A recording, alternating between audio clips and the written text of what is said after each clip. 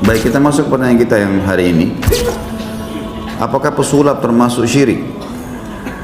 Apakah menonton pesulap termasuk dosa? Apakah menyukai pesulap dan mempercayai menjadi keluar dari Islam? Apakah menghipnotis termasuk dosa? Sulap sebenarnya kira-kira cenderung kemana? Hah? Hah? Trik. Kalau penyihir, apa bedanya? Penyihir pakai trik juga nggak? Sama saja. Sudah kehabisan kerjaan nih jadi pesulap. Cari pekerjaan yang baik. Paling tidak, paling sedikit kalau dia bilang saya cuma gunakan trik, ada manipulasi, ada condong. Umumnya orang memandang itu sama saja dengan penyihir. Lebih baik ditinggalkan. Apalagi yang muslim ini, lebih baik ditinggalkan. Kalau penyulapnya kita sarankan tinggalkan, dan tidak bisa kita katakan syirik ya. Beda. Kalau dia hanya sekedar menggunakan trik-trik tertentu, membolak-balikan ada kertas, tapi memang sudah diatur sehingga jadi warna sekian, cuma trik-trik saja. Ini lebih mendekati kepada masalah manipulasi data, atau misalnya memang kadang-kadang mendekati kepada keadaan-keadaan penyihir-penyihir. Lebih baik dihindari. Kalau syirik betul-betul dia menyekutukan Allah, seperti penyihirnya, gitu kan? Dia meminta tolong kepada syaitan-syaitan.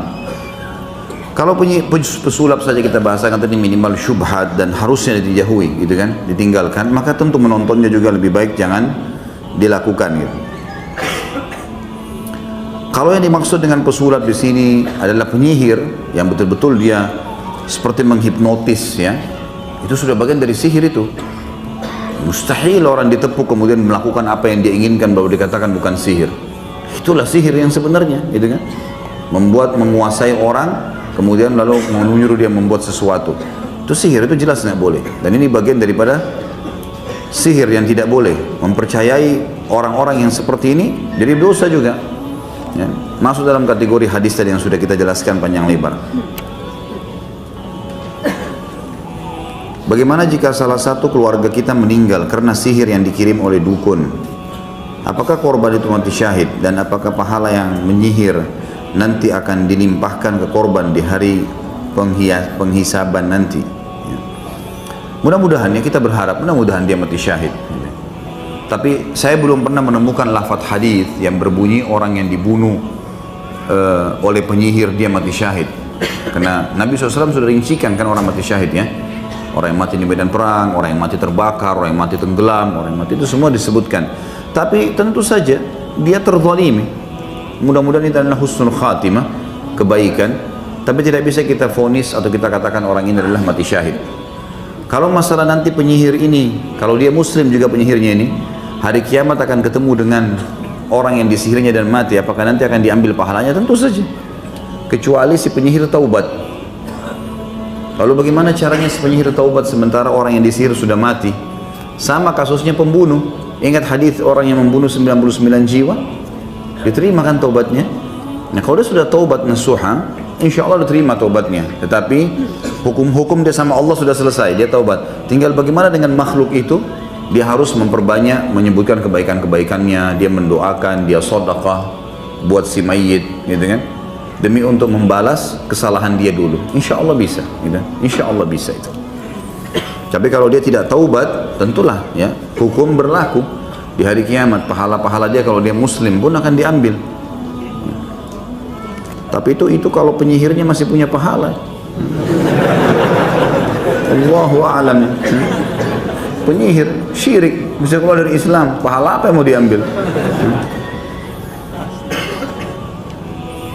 Apakah kita bisa terhindar dari sihir yang dikirim oleh dukun jika kita menjaga 5 waktu sholat dan zikir saja? Mudah-mudahan, insya Allah, ya, insya Allah bisa. Saya pernah ceritakan, kalau saya tidak salah, ya, saya ingatkan kembali, ada seorang syekh di Saudi menceritakan seseorang dukun yang taubat.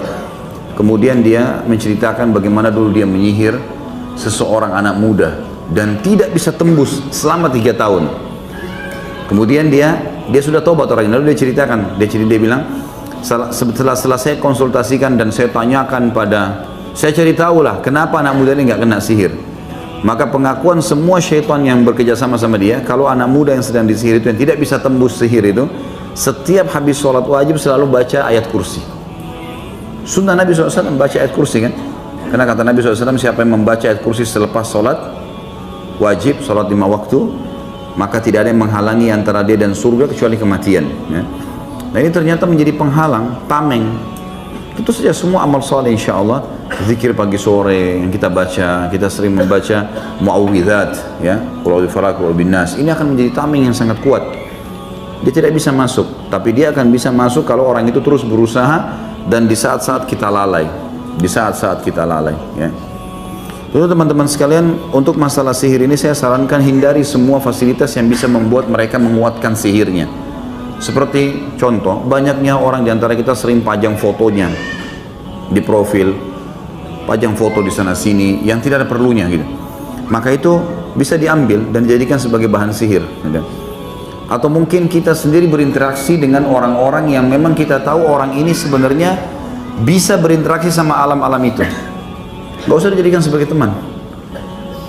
Jadi memang kita jaga jarak sama mereka. Jangan ada masalah, jangan ada konflik, supaya jangan mereka buat sihir itu. Walaupun kita tidak takut, kalau terjadi insya Allah kita hadapi karena kita punya ruqyah, ada pengobatan syariah yang bisa kita lakukan.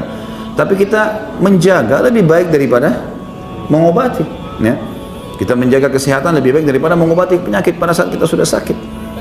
Maka ini lebih baik kita hindari interaksi sama orang. Jadikan semua teman-teman kita, sahabat-sahabat kita memang orang-orang yang beriman kepada Allah, yang sudah tahu hukum-hukum syar'i. Seperti antum misalnya teman-teman ikhwah dan akhwat sudah hadir di pengajian, itu teman-teman kita. Yang buruk-buruk memang masih awam, yang tidak mengerti, jangan jadikan sahabat ini, karena mereka sangat rentan sekali bisa berhubungan dengan dukun-dukun. Sedikit sakit hati, dukun yang bermain. Cinta ditolak, dukun bermain. Ini apa ini semua? Dukun-dukun terus gitu kan. Bagaimana dengan orang-orang yang mengaku ustadz atau kiai? Apa ini? Mereka memakai ayat-ayat Al-Quran dalam meramal. Ini dari mana ini? Ayat Al-Quran dipakai meramal. Saya belum pernah temukan ada Al-Quran bisa dipakai meramalin.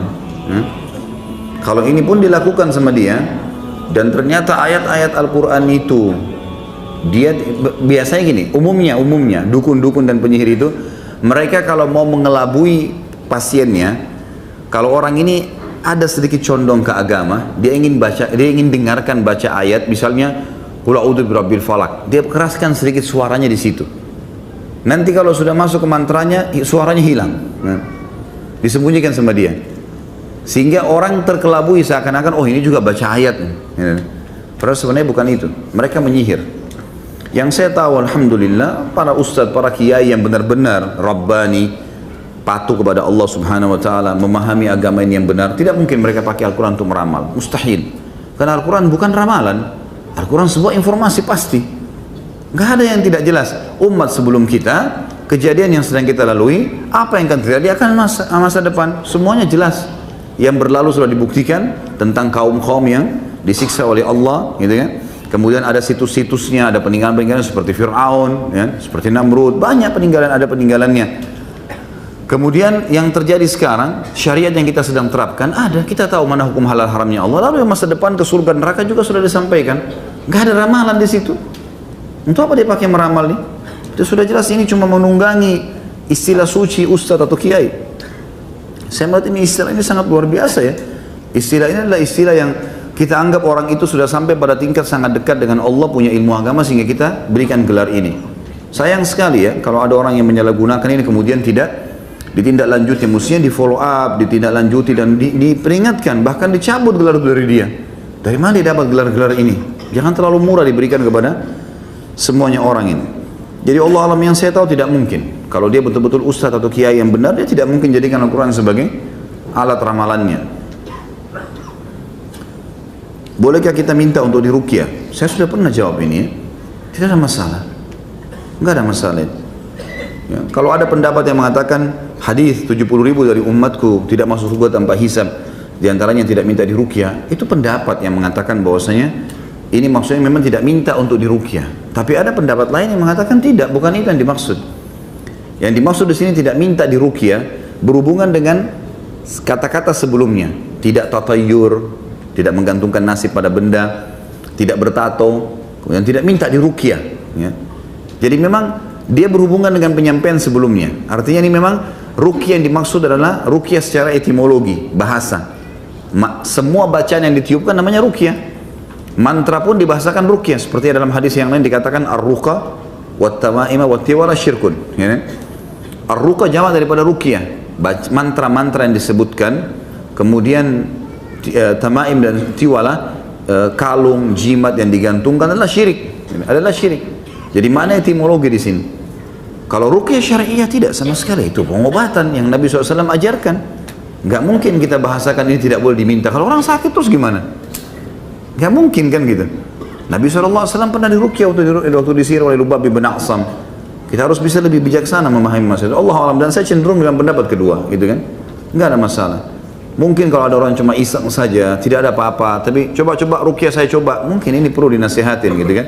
Tanpa sebab. Tapi kalau orang sudah sering ketindian, sering mimpi buruk, ribut terus rumah tangga suami istri, sering mimpi digigit ular, ada tanda-tanda sihir yang ada pada dia. Tidak bisa ditunda ini. Harus bicara sama orang ahlinya, kemudian diruqyah. Nggak bisa enggak ini.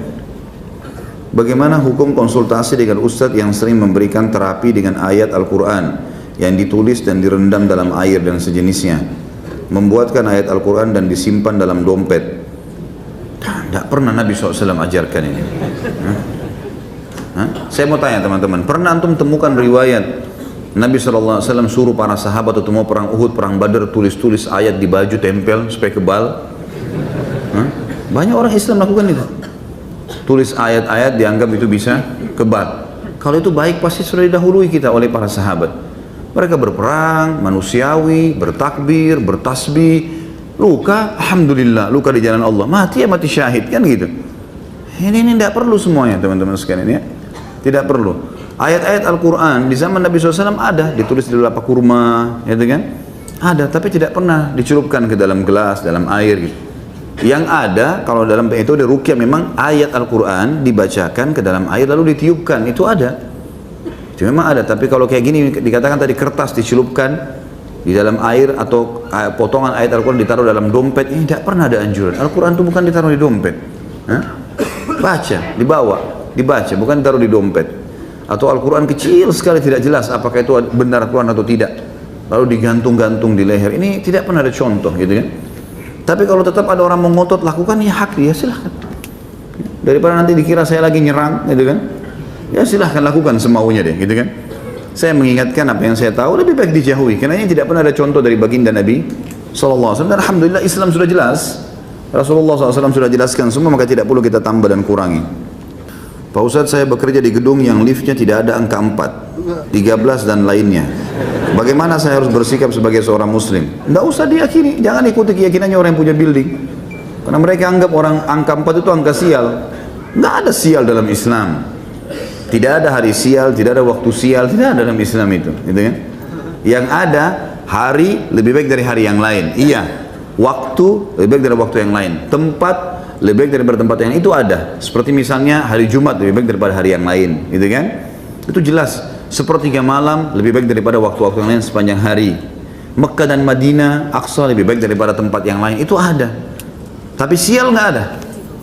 Makanya kata Nabi SAW, la tasubbud dahr. Allah SWT berfirman dalam hadis qudsi riwayat Bukhari, la tasubbud dahr fa inni dahr. Jangan pernah kalian mencaci maki atau menyalahkan waktu, karena aku penciptanya, kata Allah. Jangan katakan sial, gitu kan? Hari Selasa dianggap di Indonesia hari sial, nggak benar ini. Jadi kalau ada orang kecelakaan hari Selasa, nah kan hari Selasa, ada hubungannya. Kenapa hari Selasa? Pindah rumah bulan Muharram panas, nggak bisa. Bulan Muharram bulan suci. Kenapa nggak apa-apa kalau orang pindah? Nggak boleh menikah bulan Muharram. Kalau dia meninggal pas sebelum selesai Muharram, rugi kan? Nggak menikah. Belajarlah ilmu yang benar, gitu kan? Ada syariat yang sudah jelas. Apa itu khurafat? Apakah benar itu adalah nama seseorang yang diculik ke alam jin, lalu setelah beberapa lama dikembalikan ke alam manusia? Dari mana ini? Ini yang disampaikan oleh antum itu khurafat. Khurafat itu kebohongan, kedustaan. Ini yang ditulis tadi contohnya, ini khurafat. Alhamdulillah terjawab sendiri. La ilaha illallah. Kedua orang tua saya sudah tidak pernah tidur seranjang semenjak saya SMP hingga saya kuliah. Apakah ini perbuatan jin atau dukun? Allahu a'lam. Bisa saja, bisa dari jin, bisa dari mereka sendiri. Mereka tidak mau lakukan, gitu kan? Tanya, Anda sebagai anak tanya, kenapa ayah nggak kumpul sama ibu? Kenapa begini? Kadang-kadang ada orang subhanallah begitu, dipermainkan oleh syaitan. Kalau apakah itu gangguan syaitan, perjuangannya itu bisa jadi. Tapi apakah itu sihir? Ini Allahu a'lam. Ini harus ditanyakan. Makanya kalau teman-teman yang biasa terjun di alam ruqyah ini tahu, mereka tanya dulu sebelum ruqyah, itu tidak langsung spontanin seorang di ruqyah, ditanya dulu. Mungkin masalah kejiwaan, mungkin masalah apa ya? Ada sesuatu yang tidak disenangi gitu kan? Nah, dari perilaku pasangan, tapi karena demi anak-anak akhirnya tetap tinggal serumah tapi tidak sekamar, tidak juga cerai. Ya. Yang jelas ini waswas syaitan. Tapi apa itu gangguan jin dalam arti kata sihir? Ini Allah alam. Dikonsultasikan dulu, tanya. Kalau ada tanda-tanda itu, misal setiap kali, misal ibu antum tanya, ibu kenapa? Kalau dia bilang, saya setiap kali lihat ayah kamu selalu benci. Itu contoh, itu tanda-tanda ada sihir. Ada sihir berarti. Tanpa sebab, tiba-tiba benci, tidak suka, atau melihatnya jelek sekali. Padahal sebenarnya tidak seperti itu. Nah, itu semua tanda-tanda. Maka harus ditanyakan. Ini untuk menjawabnya butuh dikonsultasikan kedua orang tua. Antum tanyakan dulu, kemudian baru bicarakan pada teman-teman yang sudah ahli di bidang masalah ruqyah. Sebenarnya info apa yang dicuri di langit? Apakah info yang dimaksud adalah Lauhul Mahfud? Pernahkah ada riwayat jin yang berhasil mencuri info tersebut? Hadis Bukhari itu jelas ada. Yang dicuri adalah informasi tentang kejadian keesokan hari. Saya sudah pernah jelaskan itu kan. Jadi kalau besok ini mau terjadi apa, malam ini Allah yang maha tinggi dan maha suci menyampaikan kepada pemikul arsy. Pemikul arsy lalu menyampaikan kepada seluruh penghuni langit. Maka penghuni langit membagi tugas, menjalankan tugas masing-masing dari malaikat. Yang mengatur kadar udara, kadar air, yang mencabut ruh, yang meniupkan ruh, yang segala macam, mengurus lautan, mengurus pohon-pohon, populasi manusia, populasi hewan-hewan. Ini kan butuh pekerjaan. Ini butuh orang, butuh yang mengurusnya. Itu tugasnya malaikat semuanya. Antum baca dalam surah dalam surah nomor 77 dan 79 menceritakan tentang masalah Al-Ma'arij dan Al-Buruj kalau nggak salah ya, menceritakan tentang masalah malaikat-malaikat ini. Mereka memang mengambil alih semua itu. Jadi syaitan ini mencuri informasi itu. Besok hujan di sana, besok ada yang mati, besok gempa. Lalu dia sampaikan kepada dukun-dukun menyampaikan kepada manusia supaya bisa mendapatkan keuntungan dunia. Itu maksudnya. Bukan Lauhul Mahfud. Tidak ada hubungannya sama Lauhul Mahfud. Lauhul Mahfud itu tidak bisa sama sekali dijangkau oleh jin-jin itu. Saya melihat di YouTube penyihir atau dukun dipenggal kepalanya Ustaz, karena dukun penyihir tidak diminta pertaubatannya. Apakah benar Ustaz? Iya. Siapapun dalam Islam yang kepergok sedang praktek perbuatan dosa besar, yang dosa besar itu memang hukum syar'inya kena kisos. Kepergok lagi mencuri, maka hukumnya dipotong tangannya. Kepergok lagi berzina, hukumnya dirajam kalau sudah nikah atau dicambuk. Hukumnya lagi bakar menyan, lagi nyihir orang, ketangkap. Ya semua hukum. Dan ini semua memang kisos. Pencuri kepergok, masukkan penjara, diproses. Walaupun dia taubat, tetap dipotong tangannya. Pezina tadi ditangkap, masuk penjara. Sementara diproses dia taubat, tetap dirajam. Ini terjadi di zaman Nabi SAW. Ada sahabat atau sahabat sudah taubat kepada Allah kan, tapi tetap dirajam karena kepergok kasusnya. Sama dengan penyihir, kepergok ini nggak pakai diminta taubat memang. Dia taubat urusan dia sama Allah, tapi kisah tetap berjalan karena kepergok. Yang tidak dihukum itu kalau orang tidak kepergok, dia pernah jadi penyihir lalu dia taubat, dia pernah berzina lalu dia taubat, itu antara dia dengan Allah Subhanahu wa taala. Dan kalau ada hak makhluk dia harus kembalikan. Tukang urut bayi langganan istri saya pernah bercerita kalau dia dalam membenarkan urat saraf dibantu oleh jin. Apakah dia bisa disebut dukun? Dan apakah hadis tentang 40 hari sholatnya tidak diterima berlaku? Iya. Semua interaksi sama jin sama dukun. Cuma mungkin level-level dukun berbeda-beda gitu kan. Mungkin ada yang lebih banyak menggunakan jin. Jadi di alam dukun ini teman-teman sekalian, dalam penyihir ini, makin dia mengabdi sama iblis, naudzubillah, maka makin banyak pengikutnya atau pasukannya dari jin atau syaitan yang membantu dia. Yang paling tinggi para penyihir dan dukun ini kalau mereka mengikrarkan kufur kepada Allah di depan iblis. Naudzubillah. Dia menyebutkan kalimat kufur, mengufuri Allah subhanahu wa ta'ala dan beriman pada iblis. Ini akan diberikan oleh iblis sekian banyak syaitan yang akan membantu dia. Ada dukun-dukun yang di bawahnya, misal dia hanya datang ke gua bersemedi di lautan segala macam, minta panggil-panggil penjaga inilah, penjaga itulah, dewa inilah, segala macam bahasa yang diucapkan sama dia. Maka ini kalau syaitannya datang, kemudian syaitannya memanggil dia, mengeluarkan suara, akhirnya dia ketemu, akhirnya dia interaksi dan seterusnya. Ini juga penyihir. Ada juga penyihir yang mungkin dia hanya belajar dari temannya cara menaklukkan lawan jenis, karena itu kan banyak sihir mahabbah namanya, bagaimana membuat lawan jenis suka gitu kan. Nah itu dia cuma belajar dari temannya, lalu dia praktekin, lalu dia juga buka praktek. Nah, maka ini semua juga penyihir, sama dengan ini ya, dia menggunakan tenaga jin untuk mengurut orang, sama. Dan ini umumnya sebenarnya untuk melekatkan si pasien agar selalu ketagihan ya, dan interaksi sama dia. Makanya teman-teman, terutama akhwat kita, hati-hati kalau masuk di salon-salon umum gitu kan, karena banyak sekali di antara mereka itu yang masalah luluran, yang masalah ini, pijat segala macam ini, hati-hati. Karena kadang-kadang memang mereka tidak, orang awam tidak ngerti, mereka pakai ilmu-ilmu sihir ini kemudian untuk menarik supaya konsumen itu kembali lagi. Sama juga dengan untuk kecantikan, pasang susuk segala, nggak usah, terimalah yang Allah kasih, pakailah sesuatu yang alami, yang memang manusiawi, krem misalnya ya, apalah istirahat cepat, mungkin minum sari buah-buahan, yang memang banyak kan. Alhamdulillah di YouTube sekarang itu banyak sekali cara perawatan ini secara alami, perawatan ini secara, dan kalau dilakukan memang benar. Nah itu memang benar, ilmiah gitu. Nah itu yang diikutin. Bagaimana dengan pengobatan alternatif atau seseorang yang dapat mengobati berbagai penyakit? Apakah termasuk dosa besar apabila kita ke sana? Saya tidak bisa memvonis langsung semuanya ya, tapi umumnya bahasa alternatif ini butuh dilihat kembali. Biasanya digunakan pengobatan alternatif oleh orang-orang yang kita lihat keadaannya. Kalau dia memang model-modelnya dukun, gitu kan, ya sudah, berarti dia kedukun. Karena pengobatan alternatif ini kadang-kadang juga dipakai. Ya, misalnya kalau orang mungkin ada orang yang tukang urut, murni biasa saja dia ngurut urat, memang dia refleksi ya. Nah, kemudian dikatakan dia pengobatan alternatif, tidak ada masalah. Kalau tidak ada pelanggaran agama, boleh-boleh saja. Boleh-boleh saja masalah itu. Tapi kalau yang dimaksud sini adalah betul-betul dukun, nah ini tidak boleh. Jadi ini butuh dirincikan. Bagaimana dengan perkiraan atau ramalan cuaca? Dalam hal ini ada lembaga pemerintah, yaitu BMKG. Apakah hal tersebut sesuatu yang keliru? Tentu di sini bahasa ramalan ini mungkin bahasa ramalannya yang mungkin mengganggu kita ya, tanda kutip ya. Padahal sebenarnya kalau seseorang sesuai dengan ilmu pengetahuan manusia, besok sudah masuk hujan karena mendung terjadi begini-begini secara ilmiah. Nah, itu bukan ramalan itu.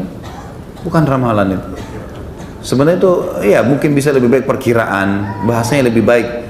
Karena ramal ini dalam bahasa agama memang sensitif sekali, gitu kan. Saran saya lebih baik diganti. Kan saya juga tahu kalau salah perkiraan cuaca kan bisa dipakai ya. Nah itu lebih tepat perkiraan, tidak ada masalah. Tapi ramalan ini memang sudah masuk ke alam-alam yang tidak benar tadi, ya. Alam-alam orang-orang yang tidak pintar dan seterusnya ini harus dijauhi. Bagaimana menyikapi pawang hujan? Ini dukun, penyihir. Tahan dipanggil. Taruh telur di belakang rumah, taruh keris, taruh segala supaya nggak hujan. Jinnya yang jaga rumah itu. Untuk apa? Ada acara hujan, biarin hujan, akhi. Rahmat dari Allah. Kenapa memang? Pasang tenda, gitu kan? Masuk dalam ruangan. Kalau lebat sekali hujan, tunda hari lain. Bisa.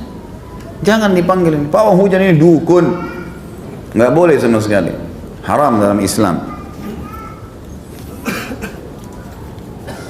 Walaupun mereka pakai bacaan-bacaan Al-Quran ya, jangan dipercaya. Paling sedikit itu tanam telur di belakang rumah, taruh apalah batu kerikil sekian banyak dan segala macam khurafat semuanya. Apakah mendatangi dukun urut juga tidak dibenarkan? Saya pernah mengalami patah tulang dan berobat melalui dukun urut. Bagaimana hukum pengobatannya? Karena proses penyembuhannya tidak dapat diterima akal sehat. Apakah ada sihir di dalamnya? Ini sama juga butuh rincian tadi saya. Ada orang murni alami, seperti misalnya orang olahraga tiba-tiba kejang betisnya, lalu kemudian diurut sembuh, bisa terjadi kan? Refleksi bisa terjadi. Orang sakit kepala diurut sembuh, ya, itu insya Allah tidak ada masalah. Tergantung ini dia pakai apa nih? Kayak tadi misalnya, alangkah baiknya kalau memang ada teman-teman yang langganan dengan tukang-tukang urut, biasanya gitu ada yang dipanggil ke rumah, gitu kan? Ya mungkin sesama jenis laki-laki sama laki-laki, mungkin bapak-bapak, teman-teman ikhwah capek lalu ada langganannya, boleh ditanya, muslim ya misalnya, terus kemudian ditanya, bagaimana ini, apa ini sebenarnya yang dilakukan ini, urut apa, oh ini refleksi Pak, murni gini, ada gunakan jin, enggak ada, ya sudah, alhamdulillah, kita tanya, enggak masalah. Loh kenapa? Apa yang aneh nih? Antum malu mau nanya pakai jin atau tidak? Saya pernah ada orang refleksi datang, langganan saya datang ke rumah, saya tanya, pakai jin nggak?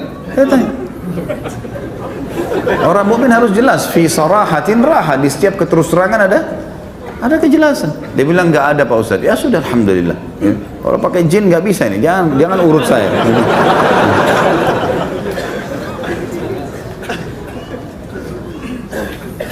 Bagaimana solusi untuk menghentikan kebudayaan yang bertentangan dengan syariat? Saudara saya ini dua pertanyaan ya. Tentu teman-teman sekalian, semenjak Anda atau Antum sudah belajar agama Islam, apalagi ikut kajian-kajian sunnah yang insya Allah kita usahakan murni kembali kepada wahyu Al-Quran dan sunnah, ada dalilnya kita kerjakan, tidak ada kita tinggalkan teman-teman sekalian, maka sudah harus difahami bahwa tradisi dan kebudayaan seorang muslim adalah Islam itu sendiri. Islam itu sendiri. Mulai sekarang jadikan Islam sebagai budaya antum, sebagai tradisi antum. Makannya makan Islam, pakaiannya pakaian Islam, pernikahannya pernikahan Islam, semua Islam. Yang bertolak belakang dengan Islam, kebiasaan suku saya kalau lagi acara telanjang pakai kain daun-daun saja nari-nari. Tinggalkan. Tidak bisa. Jangan dibilang ini budaya kita. Ya ini hati-hati, tidak bisa dikatakan. Dan tidak, apa gunanya kita pertahankan? Kita pamerkan pada dunia, oh kalau di Indonesia ada orang yang telanjang, kan tidak mungkin. Karena secara rasional saja gitu kan. Artinya bukan saya suruh hapus dan tanpa pertimbangan, tidak. Karena ini jauh lebih baik. Seorang muslim harus jadikan Islam sebagai tradisi dan kebudayaannya. Makanya setelah Jazirah Arab dan para sahabat masuk Islam, semua tradisi jahiliyah ditinggalkan. Semuanya. Nggak ada lagi bagi mereka kecuali Islam itu sendiri. Jadikan Islam sebagai tradisi, jangan tradisi diislamkan. Ini yang bahaya nih. Tradisi sukunya ditarik supaya jadi diislamisasikan. Nggak bisa ini teman-teman sekalian. Nggak mungkin ketemu, gitu kan? Baju adat yang jelas-jelas pamer aurat misalnya lalu dikatakan ini bisa diislamisasikan, tidak bisa, susah. Gimana caranya? Tidak mungkin ketemu kan? Setelah Islam datang teman-teman memang sudah berubah semua, subhanallah. Cuma Islam saja, nggak ada lagi yang lain. Antum tidak butuh yang lain sudah. Jadikan Islam sebagai tradisi yang paling tepat. Saudara saya berprofesi sebagai dukun, bagaimana saya menasihatinya? Karena dia paman saya. Sampaikan apa adanya. Sampaikan duduk baik-baik. Kalau memang beliau suka baca buku, kasih hadiah buku, gitu kan. Ingat ya, setiap ada orang yang melakukan satu pelanggaran teman-teman sekalian yang sedang kita benci dalam agama adalah, Masya Allah, jangan tambah lagi. Cukup. Ini aja sudah, Pak Yoy sudah cukup. Masya Allah, jam berapa saya pulang ini? Sampai mana tadi? Sampai lupa. Baik. Jadi kalau misalnya paman beliau suka baca buku, karena gini teman-teman, setiap ada orang berbuat salah tadi saya bilang, yang kita benci perilaku salahnya ya. Jadi paman antum jadi dukun ini, yang kita benci kedukunannya itu, perilaku dukunnya, bukan fisik paman atau status pamannya. Karena ini tetap suci dalam Islam, paman kita baik dalam Islam, gitu kan? Dia manusia sama kita, anak Adam, Bani Adam, dia juga butuh hidayah. Maka perilakunya, makanya kalau kita menasihatin orang, kita sedang nasihatin perilakunya, bukan dianya. Fahami dulu ini, sehingga kita tidak perlu takut orang menyampaikan kebenaran. Karena kita sebenarnya bukan sedang mengganggu kepamannya dia, ya, kedudukan dia sebagai paman, bukan itu. Kita sedang meluruskan kesalahannya saja. Nah tinggal retorika, kalau dia suka baca buku, kasih buku, misalnya kan.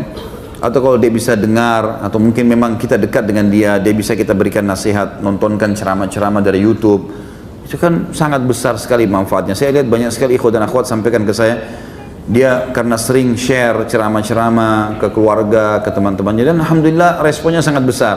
Ada memang satu dua orang yang tidak nyantol dengan ceramah, tapi alhamdulillah yang lainnya jadi baik, ya. Sambil juga didoakan. Tugas kita berikhtiar, ma'alaika illal balagh. Kata Allah SWT kepada Nabi SAW, tugasmu hanya menyampaikan, hai Muhammad. Begitu juga kita, ya. Ibu saya suka tiba-tiba menangis dan ketakutan. Dia merasa di hadapannya ada ular dan dia merasa ada di hutan. Pertanyaan saya, apakah itu sihir? Apa ada solusinya? Apa sihir dapat membunuh? Di tempat saya ada seseorang yang sakit dan mati karena sihir.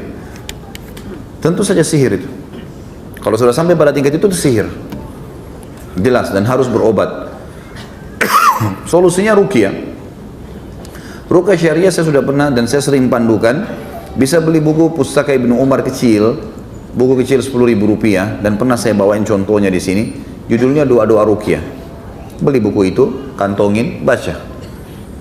Baik suruh ibu baca sendiri atau antum yang bacakan. Ibu dengerin saya ya, kemudian bacain. Insya Allah itu akan dengan niat baik. Ingin menyembuhkan itu bisa. Apakah sihir bisa membunuh? Sihir bisa menjadi penyebab terbunuhnya seseorang, tapi matinya seseorang karena ajal. Makanya ada orang kena sihir sampai 20 tahun, 30 tahun nggak mati-mati karena memang ajalnya belum datang kan. Dia bisa menjadi penyebab, seperti tabrakan menjadi penyebab orang mati, tapi dia bukan mati karena tabrakannya, mati karena ajalnya. Karena pada saat itu walaupun dia tidak tabrakan dia akan mati. Begitu keyakinan seorang mukmin, tapi ini bisa jadi penyebab saja. Saya melihat di acara TV ada acara menafsirkan mimpi. Bagaimana hukum ini? Apakah mereka termasuk dukun? Beda ya. Saya tidak tahu acara ini seperti apa, tapi ada ilmu takbir mimpi itu ada. Takbir mimpi, dan ini memang harus ahlinya. Kalau yang saya tahu, ini memang harus level-level para ulama-ulama ini. Bukan orang sembarangan ini. Karena ada sabda Nabi SAW, jangan kalian ceritakan sembarangan mimpi kalian pada seseorang karena bisa terjadi seperti dia takbirkan. Jadi nggak boleh kita mimpi tadi malam misalnya atau nanti malam kemudian besok kita main cerita sembarangan sama teman. Nggak, jangan. Ceritakan kepada ahlinya, para ulama, dan ulama pun tidak sembarangan ya. Di kalangan tabi'in saja banyak sekali ulama-ulama besar, tapi tidak pernah saya pribadi, mungkin sebatas ilmu saya ya, saya tidak pernah menemukan dari kisah Atha bin Abi Rabah, Sa'id bin Musayyab, kemudian beberapa ulama lain seperti Iyas al-Muzani dan yang lainnya, tidak pernah saya temukan mereka menakwilkan mimpi. Tapi saya temukan ada di antara mereka yang menakwil mimpi, dan itu tidak banyak, seperti Hasan Basri dan Muhammad bin Sirin rahimahumullah. Ini ada di antara mereka memang yang tugasnya itu memang mereka punya ilmu di situ, dan ini harus dalam sekali ya. Orang penakwil mimpi itu harus betul-betul memahami Al-Quran, memahami hadis Nabi SAW, karena semua mimpi-mimpi itu akan dikembalikan kepada dalil-dalil ini. Seperti Hasan Basri pernah kedatangan dua orang yang mimpi azan, lalu Hasan Basri bilang kepada keduanya, berikan saya waktu seminggu. Hasan Basri suruh datang Jumat depan, waktu itu hari Jumat. Lalu Hasan Basri selama seminggu telusurin, ditemukanlah orang yang pertama ini muadzin di masjid. Dia mimpi azan dan dia muadzin. Yang satu ternyata ditelusuri oleh Hasan Basri, diam-diam ditemukan orang ini terkenal suka mencuri barangnya orang. Maka pada saat datang Jumat depan, kata Hasan Basri kepada muadzin, kau akan haji tahun ini sesuai dengan firman Allah, wa'adzim finnas yaumal hajjil akbar. Ada kalimat wa'adzim finnas, dan kumandangkanlah, panggillah orang untuk haji, mengerjakan haji, gitu kan. Ini waktu Allah SWT berfirman kepada Ibrahim alaihissalam. Kemudian yang kedua kata Hasan Basri, kau akan mencuri dan akan dipotong tanganmu, sesuai dengan firman Allah dalam surah Yusuf, wa'adzana mu'adzinun ayyatuhal iru innakum lasarikun. Dan memanggil, dikumandangkanlah suara untuk memanggil saudara-saudara Yusuf bahwasanya kalian mencuri. Dan terbukti betul seperti apa yang Hasan Basri takwilkan terjadi. Ibnu Sirin lebih dalam menjelaskan masalah takwil mimpi dalam buku beliau, memang khusus itu. Judulnya memang Takbir Mimpi ya. Saya temukan di Indonesia sudah diterjemahkan. Saya tidak ingat itu hari penerbitnya apa, tapi ada seperti kamus mimpi. Cuma saya tidak menyarankan ikhwah membeli dan akhwat buku ini, karena nanti akhirnya setiap mimpi buka kamus itu ya. Mimpi sedikit buka lagi, mimpi sedikit buka lagi. Tapi di pembukaannya saya kasih ilmunya dalam situ tuh ada pembukaan disampaikan Ibnu Sirin. Orang yang menakwil mimpi itu ada kriterianya, hafal Al-Quran, tahu Al-Quran, hafal isinya, tahu hadis Nabi SAW sehingga dia bisa pertemukan, gitu kan? Karena memang beliau menyebutkan juga kalau seseorang lagi hadapin masalah misalnya, dan ini disebutkan juga oleh Abu Dawud dalam Sunan Nabi Dawud, pernah kami pelajari tingkat 3 kuliah masalah takbir mimpi. Itu kalau seseorang mimpi misalnya dia naik kapal dalam sebuah masalah dia, kemudian kapal itu berhasil membawa dia ke sebuah daratan, berarti dia akan keluar dari masalah yang sedang dia hadapi. Misal diambil daripada kejadian Nuh alaihissalam diselamatkan oleh Allah dengan kapal. Jadi dia menakwilkan seperti itu. Tapi Hasan Basri memberikan poin penting, Ibnu Sirin memberikan poin penting bahwasanya tidak boleh menakwilkan mimpi ahli maksiat, tidak masuk dalamnya, tidak paham Al-Quran, tidak paham sunnah, ahli maksiat, ya, tidak boleh sembarangan takwil mimpi ini.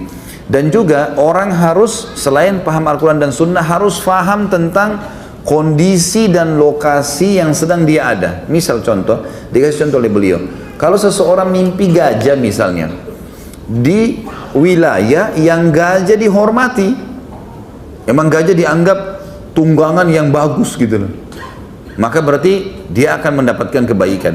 Tapi kalau dia mimpi gajah di wilayah yang gajah sering dibunuh, ya, atau dimusuhi, maka berarti ada masalah yang akan dia hadapi. Seperti itulah, ya.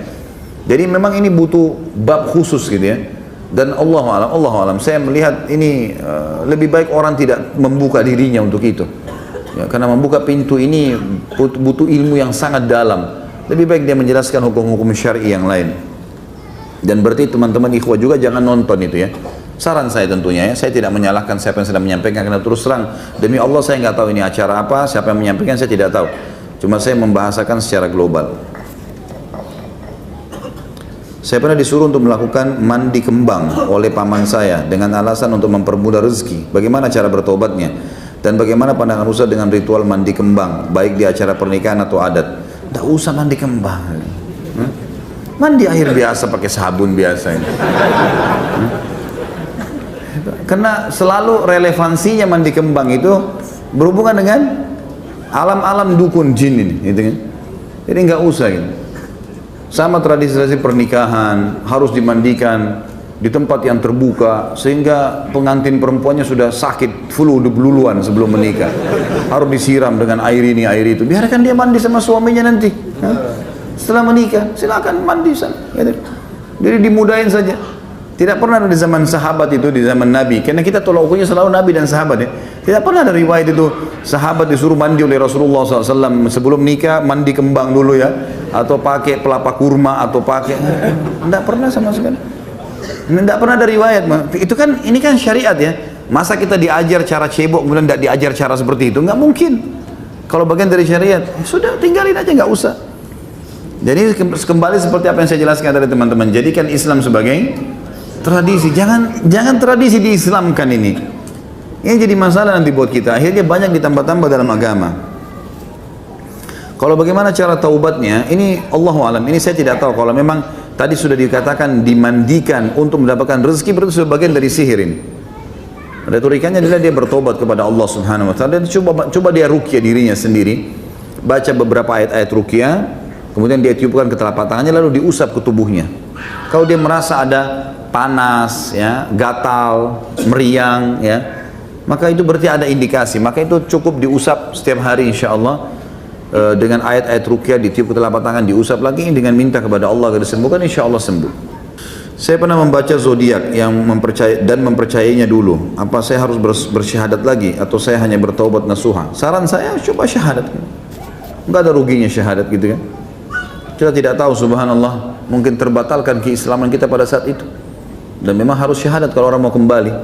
Saran saya, Allahu a'lam, itu yang saya tahu. Di rumah saya jika ada yang ingin mengadakan acara, contoh pernikahan beberapa hari sebelum acara, mereka datang ke tempat orang tua setempat atau kiai membaca Al-Quran kecil, lalu didoakan oleh beliau, dan ketika pulang Al-Quran tersebut diletakkan di atas pintu bertujuan agar saat acara tidak turun hujan. Apakah ini termasuk hal yang salah? Salah, jelas salah. Nggak ada hubungannya Al-Quran ditaruh di atas pintu hujan tidak turun. Tidak ada relevansinya sama sekali. Sama dengan kalau pasang lukisan ayat kursi, saya pernah bilang walaupun 10 kali 10 meter, terus antum mengkhayal ini bisa ngusir syaitan. Nggak bisa teman. Ngusir syaitan kalau dibaca. Hah? Mau tahu kalau syaitan ada dekat Quran? Sekarang kalau antum tidak bisa tidur malam hari, ambil Quran coba baca. Ngantuk gak? Hah? Ngantuk gak? Kok ketawa sih? Yang buat antum ngantuk itu syaitan. Karena kalau nonton TV gak ngantuk. Baca Quran ngantuk, berarti ada syaitannya di situ kan? Ada syaitan. Jadi salah kalau orang bilang saya pegang Quran terus kemudian syaitannya terbakar gara-gara kesentuh Quran. Itu nggak benar. Tapi kalau kita baca iya. Kita baca iya. Quran suci. Gitu kan? Tentu syaitan tidak bisa sembarangan menyentuh Al-Quran. Tapi kalau apakah begitu Al-Quran kita sentuhkan ke sebuah tempat lalu kemudian membakar syaitan, itu tidak pernah ada riwayat berhubungan dengan. Tapi baca iya. Baca pasti membakar syaitan. Nggak mungkin tidak. Ayat-ayat Al-Quran bisa memusnahkan dan membunuh syaitan itu. Ustaz, saya punya jimat ketika saya ikut pengajian, saya buang semua tanpa kecuali, tapi sebelumnya ada gotri. Apa ini gotri? Yang dimasukkan ke dalam tubuh saya. Gimana caranya supaya saya taubat nasuha? Sama tadi ya, taubat nasuha, taubat kepada Allah SWT dengan 3 syarat. Imam Nawawi mengatakan tinggalkan dosa itu seketika, jangan lagi berhubungan dengan itu seperti tadi sudah diucapkan itu. Yang kedua sesal, yang ketiga janji sama Allah tidak mengulanginya. Di mana tempat yang ditanamkan? Mungkin yang dimaksud adalah mungkin benda dimasukkan, batu atau apa saja ke dalam tubuh seperti susuk dan seterusnya. Bacain ayat ruqyah di tempat itu terus menerus sambil diusap. Insya Allah keluar itu dengan izin Allah. Pengalaman-pengalaman selama ini keluar semua itu. Akan keluar. Kadang-kadang dia jatuh sendiri pada saat tidur, keluar dari tubuhnya, gitu kan? Maka itu insya Allah kuasa Allah bisa, atau dia keluar dari muntah, ya. Banyak terjadi. Allahu a'lam, itu yang saya tahu. Apa yang harus saya lakukan agar saya kuat menjalani ujian yang sedang melanda? Kadang saya merasa mengapa Allah tega memberikan ujian ini, dan saya tidak tahu apa yang saya harus lakukan. Semua manusia dicoba, bukan cuma antum saja. Semua manusia punya cobaan. Ada di sini yang masya Allah dari selama hidup dari kecil sampai sekarang tidak pernah sakit, nggak pernah diganggu orang. Hah? Ada? Kalau ada luar biasa, silakan tampil di sini. Orang semua dicoba, gitu kan? Ada cobaan yang datang memang untuk meninggikan derajat seorang mukmin. Minimal memberikan pelajaran. Orang kalau dapat cobaan teman-teman sekalian, dia kan jadi lebih pintar. Punya pengalaman, kayak antum pernah dicoba sesuatu apa sama Allah, kemudian sekarang sudah selesai masalahnya. Kita kan jadi tahu, dapat ilmu di situ kan. Jadi kadang-kadang ilmu itu melalui tulisan, kadang-kadang dari pengalaman. Mungkin teman-teman yang sering ikut pelatihan, cara yang paling efektif menanamkan sebuah poin pada seseorang, itu ada pelajaran dengan tulisan dan ada pelajaran dengan praktek lapangan. Praktek lapangan ini punya pengaruh, itu maksudnya pengalaman. Seperti itulah kurang lebih. Memang pengalaman karena itu menjadi ilmu luar biasa. Makanya dikatakan pengalaman adalah guru yang paling baik, gitu kan? Karena itu luar biasa. Dan Nabi SAW menyebutkan masalah pengalaman, dikatakan tidak layak orang mukmin jatuh di lubang 2 kali. Di lubang yang sama 2 kali. Kemarin kita jalan di sini jatuh, hari ini kita sudah tahu ada lubang nih. Saya tidak akan lewat situ lagi, misal, gitu kan? Atau di situ ada sesuatu yang berbahaya buat saya, maka jangan kita lewat. Ya, sudah begitu kan? Jadi Allah alam ini cobaan itu bisa jadi peninggian derajat. Kadang-kadang ada derajat di surga, mungkin kita kata sebagian ulama ya, mungkin kita tidak bisa jangkau kecuali dengan 100 tahun sholat malam, 100 tahun puasa, tapi kita umurnya cuma 60 tahun. Allah coba dengan penyakit 10 tahun, atau bangkrut usaha, atau ada masalah apa, insya Allah dengan itu diangkat derajatnya. Diangkat derajatnya oleh Allah SWT. Yakinlah, hadis Nabi SAW, Allah tidak akan menguji seorang hamba melampaui kapasitasnya. Antum mampu laluin, kan gitu. Tinggal bagaimana mempelajarinya. Oh, ini saya sedang hadapi masalah ini. Kira-kira jalan keluarnya apa ya? 1, 2, 3, 4, 5. Sama kalau kita mau ujian. Besok kita mau ujian matematika. Kita pelajari bukunya. Teori ini, teori ini. Kemudian besok kita coba. Ya.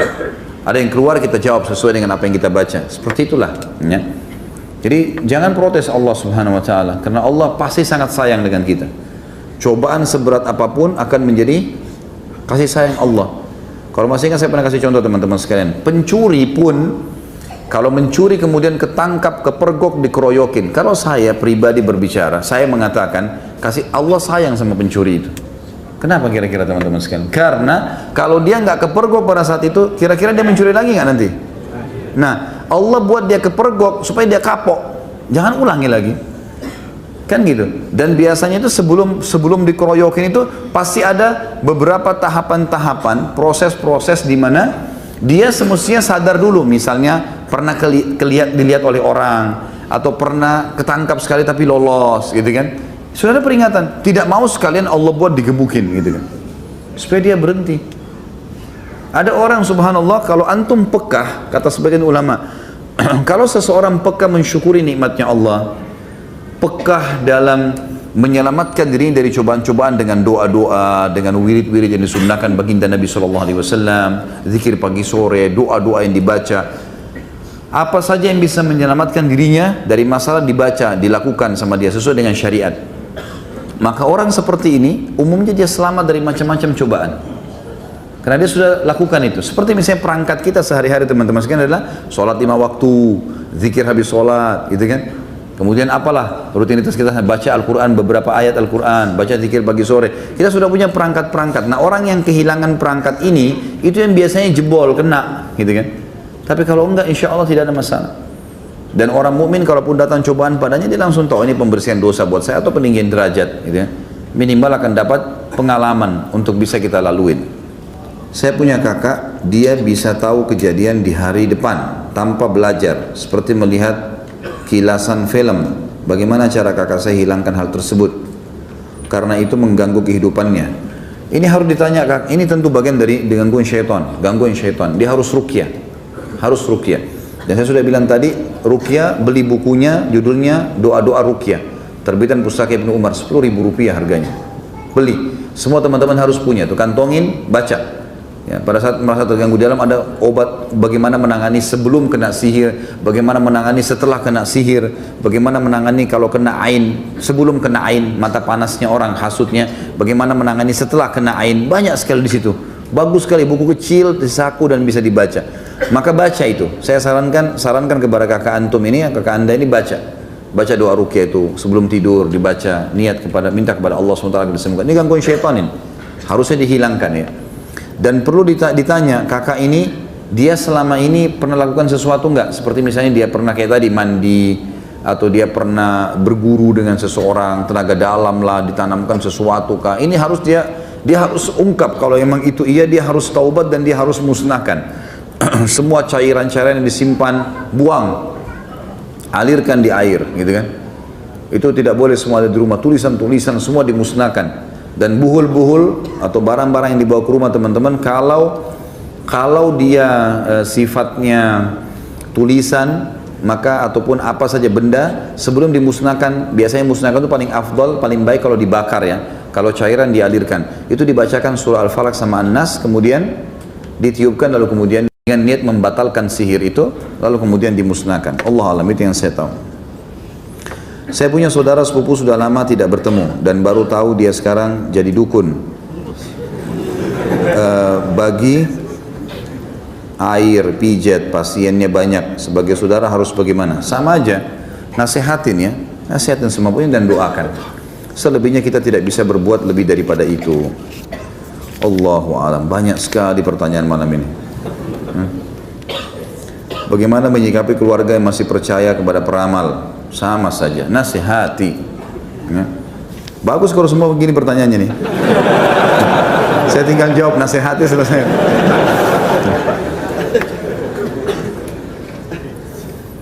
Apakah dosa juga pekerjaan? Apakah dosa pekerjaan seperti konsultan? Kenapa berdosa? Lihat dulu apanya. Dia konsultan bangunan, konsultan sekolah, tidak ada sesuatu yang salah. Tapi kalau dia jadi konsultan dukun, mungkin sekarang sudah modern kan, dukun sekarang sudah hebat, masuk TV, pasang tarif gitu kan. Banyak teman-teman adakan pelatihan ruqyah misalnya, atau ada pengajian, sekarang dukun juga buat tuh. Saya lihat ada flyernya, buat pelatihan bisa jadi dukun sehari, bayar sekian juta di hotel bintang 5. Luar biasa, bisa belajar ilmu pelet dalam satu hari. La ilaha illallah. Nah kalau jadi konsultan itu nggak boleh, haram. Nah, sama sekali nggak boleh. Tapi kalau umum, kita pahami konsultan selalu positif ya, bangunan apa segala itu tidak ada masalah. Ada ustadz yang bisa mengetahui bahwa si A sakit paru-paru dan ternyata benar apa yang ustadz itu katakan. Apakah itu berdosa jika kita percayai? Kenapa dulu ini? Mungkin ustadznya dokter. Jangan buru-buru. Mungkin dokter tahu, oh dari nafasnya orang ini kayaknya paru-paru nih. Ini sudah pengalaman dia. Batuk, ini tenggorokan gatal, oh ini gejala flu. Mungkin dia dokter. Tapi kalau dia tebak orang lewat, ini paru-paru. Nah itu dukun. Ini bukan ustadz, ini dukun. Jangan dipercaya ini. Ya. Apa hukumnya bagi pedagang yang meminta tolong dengan dukun agar dagangannya laris? Dosa besar. Dan kalau dia percaya dia bisa kufur. Nggak boleh teman-teman sekalian. Dagang biasa dagang. Dagang itu modalnya halal, produknya halal, sistemnya halal. Percaya teman-teman, demi Allah laku. Nggak usah pakai dukun, nggak usah pakai pelaris ini. Nggak perlu. Terima uang, tepuk-tepuk uang itu. Saya pernah tanya itu. Kenapa tepuk-tepuk? Supaya laris. Apa hubungannya kertas bisa ngelarisin? Nggak ada hubungannya, nggak ada hubungannya sama sekali.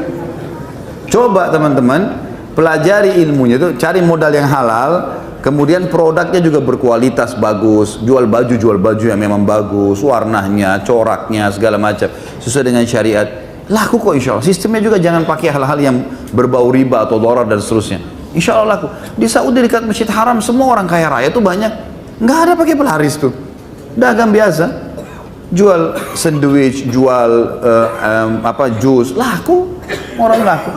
Kan gitu. Jadi tidak perlu semua ini teman-teman sekalian ya. Bagaimana dengan adanya tentara jin dalam pasukan Nabi Sulaiman? Apakah itu termasuk syirik? Itu beda. Syariat Nabi Sulaiman AS beda dengan kita. Jangan disamakan. Dan itu mukjizat untuk Nabi Sulaiman AS dan bukan untuk umatnya. Tidak pernah Nabi Sulaiman bilang, saya pelihara jin, saya pasukan saya jin, bukan pelihara ya. Pasukan saya jin, Allah tundukkan, kalian juga boleh pakai jin. Enggak ada. Cuma Nabi Sulaiman AS saja. Karena memang Allah SWT menundukkan itu sebagai mukjizatnya. Ya bukan syirik di situ. Dan Nabi Sulaiman AS bukan di sini menggunakan tenaga mereka dalam hal-hal yang bisa berbau kemusyrikan atau berbau kufur kepada Allah. Tidak. Mereka tunduk dengan hukum Allah Subhanahu wa taala. Dan ini berbeda ya. Ini sama kalau minta air yang didoakan, sebenarnya tergantung teman-teman sekalian. Kalau kita bicara masalah bab ruqyah bisa masuk dalamnya. Tapi kalau umum saja tidak ada sebabnya, tiba-tiba kayak pengajian gini ada yang datang, tolong Ustaz bacain air ini untuk saya bawa pulang untuk berkah. Tidak ada perintah, tidak pernah ada sahabat bawa air. Di zaman Nabi ada kan air, ada gelas, ada kendi. Tidak pernah ada riwayat mereka bawa, ya Rasulullah ini air saya doain supaya saya pakai baca mandi di rumah saya itu. Tidak pernah ada riwayat itu kan? Tidak pernah. Jadi memang sebaiknya dihindari. Allahu a'lam, ini yang saya tahu. Bagaimana hukumnya menentukan hari tanggal baik untuk mengadakan suatu acara? Ini kembali kepada hukum tadi. Kalau misalnya dia kembali kepada syariat Allah, misal daripada hari lain, saya mau adakan acara saya hari Jumat aja deh, karena saya tahu hari Jumat hari yang mulia, hari yang terbaik. Kata Nabi SAW, hari Jumat adalah hari yang terbaik sepanjang penciptaan langit dan bumi. Memang ada hadisnya. Kalau cuma seperti itu nggak ada masalah. Tapi kalau penentuan tanggal, oh kalau tanggal 13 nggak baik, oh kalau tanggal 17 baik, atau apalah segala macam, ini khurafat semua nggak benar. Ini nggak boleh. Ini masuk dalam masalah tatayur, namanya menggantungkan nasib pada benda, dan ini tidak benar. Apakah ilmu falak itu termasuk ajaran Islam atau termasuk ilmu nujum? Ini butuh rincian juga sama, harus ditahu ilmu falak yang dipelajari seperti apa dulu. Kalau cuma ilmu pengetahuan alam secara umum, nggak ada masalah. Pengetahuan umum, misalnya jarak matahari sama bintang, apalah segala pergantian siang malam, musim yang datang, segala macam lah cuaca dan seterusnya, ini adalah umum ilmu pengetahuan, tidak ada masalah. Tapi kalau yang dimaksud ilmu falak di sini ada berhubungan dengan masalah ramal-ramal tadi ya, atau menggunakan tenaga-tenaga jin, itu adalah hal-hal yang tidak boleh.